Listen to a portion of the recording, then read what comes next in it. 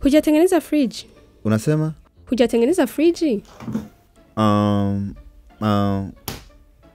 Bado sijatengeneza. Kivipi? Nikuomba itengeneze toka jana.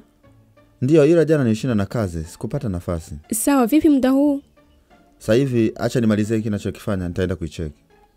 Tafadhali nakuomba utengeneze hii fridge. Sijakataa, acha nimalize ninachokifanya, nitaitengeneza. Kwa nini unakuwa hivi? Kila siku nikikuomba kufanya kitu ufanye, kwa nini?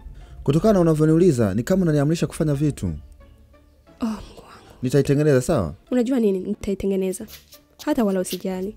Ikiwa unaweza, kwa nini uniulize? Sawa. Huishi kulalamika.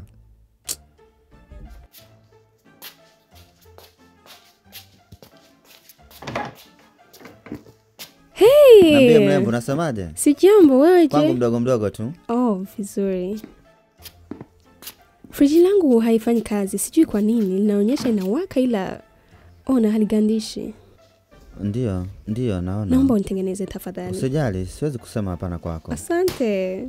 Unaendeleaje? Naendelea vizuri. Vizuri sana. Vipi kuhusu wewe? Niko poa. Kama kawa, si unajua? Ndio. Vipi kuhusu mchumba? Nipo single. Kweli?